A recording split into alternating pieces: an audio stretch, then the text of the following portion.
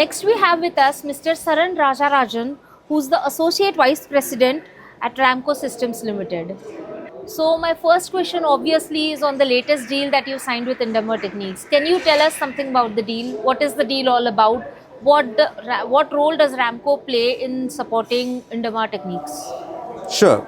So, just to give a context of the Indema deal, right? As you might aware, there is a lot of traction in MRO in India specifically, and we have a handful of MRO players, right? Okay, AIESL, GMR, Airworks, and Indemar.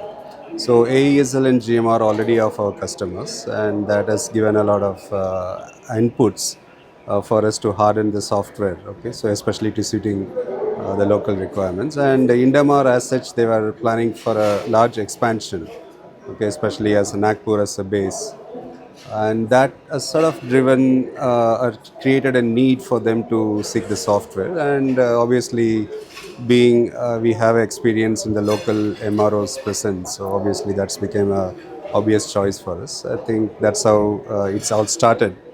But hope the way we are seeing ourselves, this is going to be a long journey. Okay, so we'll be working with Indemar in their future plans of their expansion of the hangars in Nagpur specifically, and then going forward anywhere they expand into the line maintenance business. So the project is planned just over around 6 months. We are planning to get it up and running.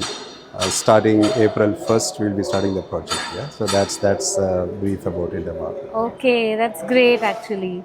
And are you looking at any more projects to sign further, like over a span of Yeah, next obviously year? we are working with a couple of defense MROs. Okay, so that is one of the key aspects because we are also seeing there is a lot of traction on the defense side of it, and we are speaking with a couple of defense MROs. But I would say it's a very early state, and there are certain airlines which are also venturing into an MRO capabilities in India. So I would say which is an early state, but hopefully we are seeing some traction in Q2 of this year. We might have some success in that region as well. Since you've spoken about defense MRO, I wanted to know how this AI powered Make in India software is driving this Atmanirbhar Bharat initiative in defense ecosystem Correct. overall. I think the very important point what you mentioned is the make in India, right? Okay, especially when you are in a defense side, there is a vision, right? Okay, so the Atmanirbhar, and then there is a for all the defense entities to adopt Mac in India. So as you might know that, okay, we are one of the softwares which has a complete IP in India, right? Okay, so that makes us a sort of a lead candidate, I would say, the only candidate. Okay, so there are many players, but to the scale of what we are talking about, so we are well poised in that direction. The second aspects to it is a capability, the functional capability, right? Obviously, that just Make in India alone may not help, but there are certain very specific aspects of defense MRO which we deal with. So, as fundamentally, if you see it, for the last 15 years, we have worked with multiple defense agencies across the globe, US Air Force, Australian Air Force, and Saudi Air Force as well.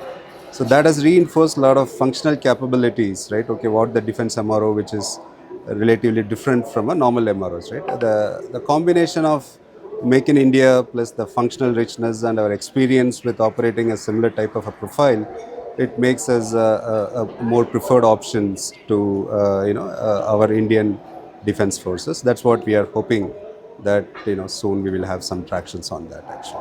But obviously, as you rightly said, okay, there is icing on the AI/ML as well, right? Okay, because that's by default, that is becoming a default or standard for any of the operators. And we believe that, okay, so we are in the early stages. Okay, so we are trying with our customers on specific use cases where we want to adopt it, but fundamentally we would like to pivot our functional richness and our experience globally to sort of to get a beachhead into Indian defense market. Okay. Since last many years, we have been hearing about this civil defense conversions in MRO.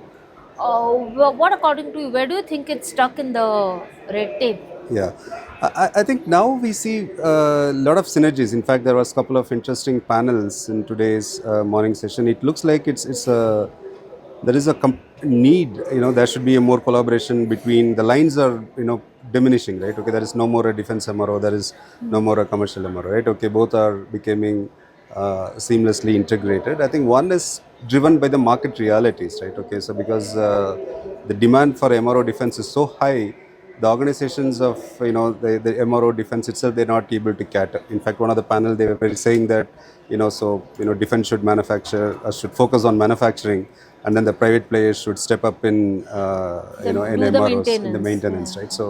So that is becoming a more thing, and then the things are getting blurred, right? Okay, and it again depends on the type of certification. I think there are some heavy lifting has been done, right? So especially I think one of the key challenges is, do we have a right capability and tooling for the Russian fleet, okay, which is currently Okay. not there, which is all still stuck with MOD. But I think going forward, we might see that the line will get diminished, and then so the hangars will still be hangars which will able to cater to both commercial and the defense fleet.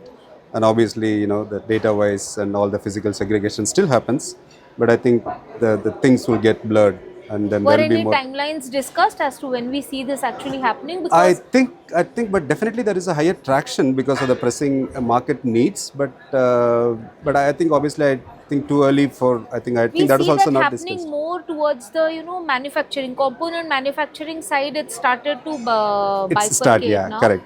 That but is not so much towards the MRO MRO side. side actually. I think that is, you are right actually. Component is obviously it's a same component which can to have a dual purpose, right? So it It can can fit go it to in in civil civils or and and then defense etc. aircraft So and also. that makes life easier. But obviously But then the I don't understand the same component if it goes in a civil or in a defense aircraft. Then how does the maintenance of that component changes when it goes into defense or civil? I think it is just primarily from the certification standpoint. I think the physical Uh-huh. maintenance still remains the same. The Correct. finally who authorizes it, like for example, that component can fit to an aircraft provided if you have a DGCA certification from the commercial side, whereas that cannot be fitted into an a defense fleet with a DGCA certification, right? Because there is you have a There is a semi-lac. different regulatory So obviously body. there should be some sort of an alignment should happen, but I think it started now, but it's too early at least to comment when it will happen. But I think the new MROs which is being set up, what we see in the markets are all, it is all geared up to handle these two, right? Okay, the existing MROs, they may have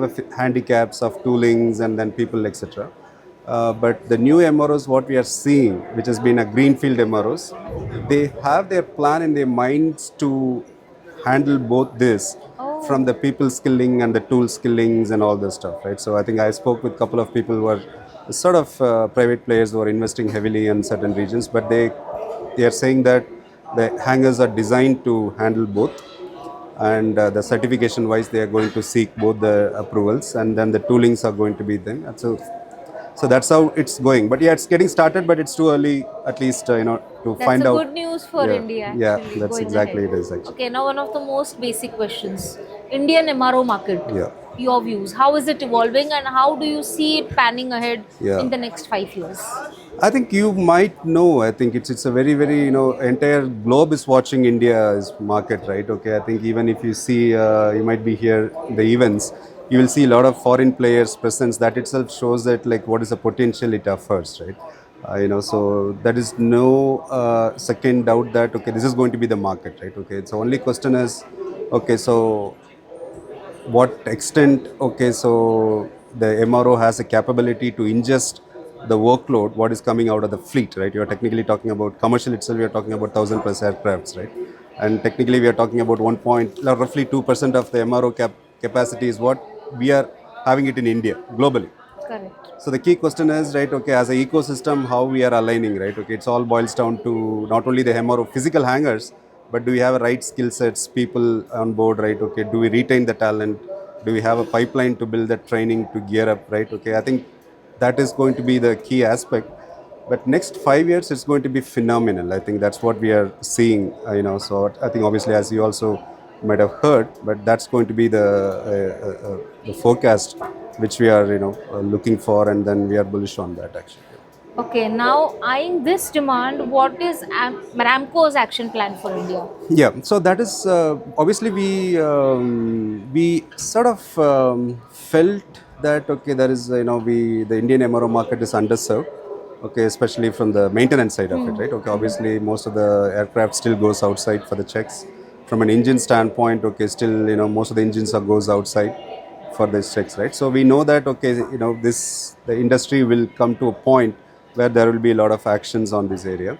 So that is the reason why we started of invested considerably in our product. Okay, so the latest revision release what we have it, the 6.0 is primarily focused on the MRO market, right? Okay, so I would call that as a very specific to Indian market, because as you know, the MRO business is the same, right? Yes. So we prepared our software in a way that, okay, it will address the key segments of an MRO, an airframe maintenance, the engine maintenance, and the component maintenance, right? So that technically we Okay. can say that obviously we are sort of deploying that globally as we speak, right? So we believe that, okay, once the structures are in place and then the organizations will start their operations here, okay, the software would be an ideal candidate just for onboard them and then get it started for their expansion, right? Okay, so the investment is continuously being forced upon, and especially for addressing these MRO segments, right? Okay, which stands benefited for our Indian MRO players as well.